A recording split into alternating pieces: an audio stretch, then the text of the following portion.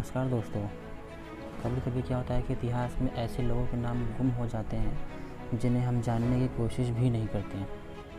ऐसे ही मैं आप लोगों को आज एक ऐसी कहानी सुनाऊंगा जिसे सुन करके आपको बहुत अच्छा लगेगा।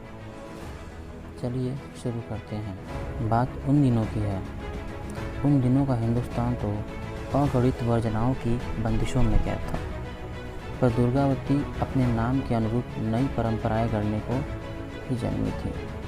भगत सिंह अगर उस दौरान जिंदा बच सके तो उसके पीछे दुर्गावती बोहरा का दृढ़ निश्चय और असीम साहस था।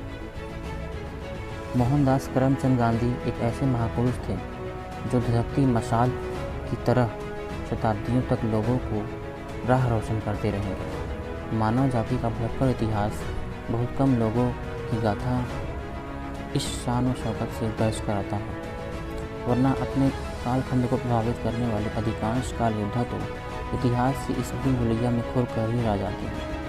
आज ऐसी ही जीवन भरी महिला की कहानी आपको सुनाने जा रहा हूँ। उन्होंने गांधी की अहिंसा व्रत से विपरीत रास्ता चुना था। दुर्गा भाभी का नाम सुना है आपने?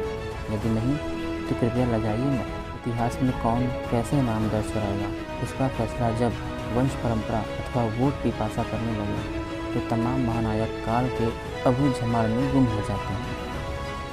श्रीमती दुर्गावती बोहरा और उनके पति भगवती चरण बोहरा का शुमार ऐसे ही नायकों में होता है। यह कहानी आपको सुनाने का एक मकसद यह भी है कि इसी सप्ताह उनकी जयंती पड़ रही है। क्या हमेशा की तरह 7 अक्टूबर की तारीख भी उन्हें याद किए बिना गुजर जाएगी? दुर्गावती बोहरा का जन्म इलाहाबाद जिले के एक धनी मानी परिवार में हुआ था। अब वह गांव नवसृजित कौशाम्बी जिले का हिस्सा बन गया है और इलाहाबाद का नाम भी बदलकर प्रयागराज कर दिया गया है। कौन कहता है कि सिर्फ शख्सियतें फना होती हैं? दुर्गा भाभी के पिता पंडित बांके बिहारी इलाहाबाद कलेक्ट्रेट में नाजिर थे और उनके पितामह अंग्रेज सरकार में पुलिस अधिकारी। मतलब साफ है, परिवार की आस्था महारानी विक्टोरिया की हुकूमत में थी। 10-11 साल की उम्र में ही उनका विवाह लाहौर में बसे धनाढ़ गुजराती शिवचरण दास बोहरा के 15 वर्षीय बेटे भगवती चरण बोहरा से हो गया। शिवचरण दास बोहरा को राय साहब की उपाधि से नवाजा गया। यहाँ भी ब्रिटिश राज की भक्ति का बोलबाला था, परंतु फूल कांटों के बीच उगा करते हैं। भगवती चरण बोहरा की मुलाकात अक्सर भगत सिंह और अन्य प्रगतिशील क्रांतिकारी युवाओं से होती थी। भगत सिंह ने मार्च 1926 में नौजवान भारत सभा का गठन किया था। उस दौरान हिंदुस्तान सोशलिस्ट रिपब्लिकन एसोसिएशन यानी HSRA के सदस्यों सहित तमाम नौजवानों को संदेह था कि भगवती चरण जी अंग्रेज़ों की खुफिया पुलिस CID के मुखबिर हैं। यही वजह थी धनाढ़ पारिवारिक पृष्ठभूमि पर नौजवान भगवती चरण ने हौसला नहीं खोया और मनोयोग से क्रांति कार्य में जुटे। वर्ष 1928 के आखिरी दिनों में उन्हें HSRA की सदस्यता से नवाजा गया। उसी दौरान उनका कलकत्ता जाने का कार्यक्रम बना। जाते समय उन्होंने दुर्गा भाभी को तकरीबन 5,000 रुपये दिए कि आपात स्थिति में वह इसका उपयोग कर सके।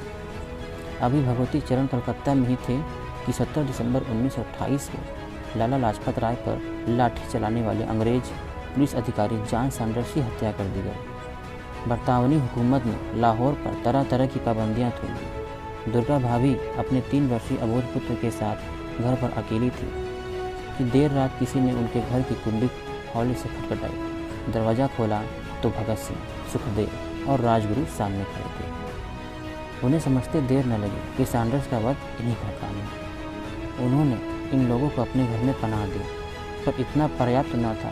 उन्हें मालूम था कि जब जब घर की तलाशी ली जाएगी, आज नहीं तो कल पुलिस वहाँ भी आ सकती है। भगत सिंह और उनके साथियों के पकड़े जाने का मतलब होता क्रांति की उपंथी धारा का थम जाना। ऊहापोह के उन्हीं लम्हों में वीरांगना दुर्गावती बोहरा ने एक अत्यंत साहसिक निर्णय लिया। वो भगत सिंह की पत्नी का स्वांग धर उन्हें लाहौर से सुरक्षित बाहर निकाल ले आई। आज के उत्तर आधुनिक भारत में भी ऐसी कई कार्रवाई को दुस्साहस कहा जाएगा, लेकिन उन दिनों का हिंदुस्तान तो अगणित वर्जनाओं की बंदिशों में कैद था। पर दुर्गावती अपने नाम के अनुरूप नई परंपराएं गढ़ने को ही जन्मी थी। भगत सिंह अगर उस दौरान जिंदा बच सके तो उसके पीछे दुर्गावती का दृढ़ निश्चय और असीम साहस था। उनके पतिदेव जो धनगाड़े के समय के लिए उन्हें सौंप गए थे, वह भी क्रांतिकारियों की राह सुगम करने में खर्च हो गया। उन दिनों 5,000 की रकम बहुत बड़ी राशि मानी जाती थी। भगवती चरण वोहरा और दुर्गा का रिश्ता अनूठे विश्वास और साहचर्य का था, इसलिए उनकी भूमिका सिर्फ क्रांतिकारियों की सहयोगी भर की ही नहीं थी। भगवती चरण ने उन्हें बाकायदा बंदूक चलाना सिखाया था। 8 अक्टूबर 1930 को उन्होंने दक्षिण बम्बई के लैमिंगटन रोड पर स्थित पुलिस स्टेशन के आगे एक ब्रिटिश पुलिस सार्जेंट और उसकी पत्नी पर गोली चला दी थी। यह कदम उन्होंने भगत सिंह, सुखदेव और राजगुरु को एक दिन पहले सुनाई गई फांसी की सज़ा के प्रतिकार में उठाया था। अंग्रेज़ों के लिए यह बड़े आश्चर्य की बात थी कि कोई महिला इतनी दुस्साहसी कैसे हो सकती है। नतीजन सारा अमला उनके पीछे लग गया और वह अंततः सितंबर 1932 में गिरफ्तार कर लिए गए। हालांकि उस गोलीकांड में उनकी भूमिका पर कुछ सवाल उठाए गए, मगर इससे उनकी गाथा पर फर्क क्या पड़ता है, वह अंग्रेज़ों की आंखों में कितना खटकती थी, इसका खुलासा तत्कालीन inspector general of police ST. Hollins की पुस्तक नो 10 कमांडेंट्स से भी होता है। इस बीच 2 साल पहले भगवती चरण वोहरा रावी नदी के तट पर बम बनाते समय हुए विस्फोट में शहीद हो चुके थे। दुर्गा भाभी को उनके आखिरी दर्शन तक नसीब नहीं हुए थे, पर अपने स्वर्गीय पति की प्रेरणा को उन्होंने मरते समय तक संजोए रखा। क्रांतिकारी उन्हें भाभी भी इसलिए कहते हैं कि वह उनकी अग्रज भगवती चरण वोहरा की सहधर्मिणी थी। कैद से छूटने के बाद दुर्गा भाभी की जिंदगी में नई जद्दोजहद का आगमन हुआ। साथी क्रांतिकारी या तो शहीद हो चुके थे या उन्हें गिरफ्तार कर लिया गया था और वो अकेली पड़ गई थी।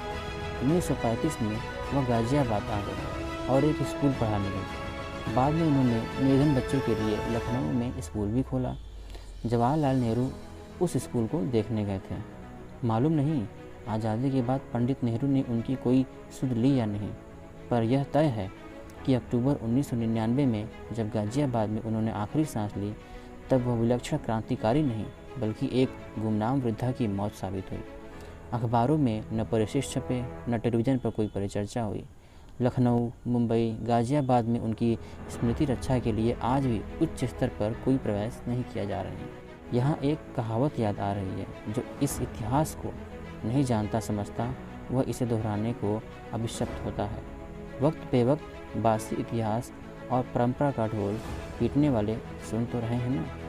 उम्मीद करता हूँ ये वीडियो आपको जानकारीपूर्ण लगा होगा। इस वीडियो को शेयर कीजिए और लोगों को बताइए कि हमारे भारत के इतिहास में कुछ ऐसे भी क्रांतिकारी थे जिन्होंने अपने देश को बचाने के लिए क्या से क्या कर लिया। मिलते हैं अगले वीडियो में, तब तक के लिए जय हिंद, जय भारत।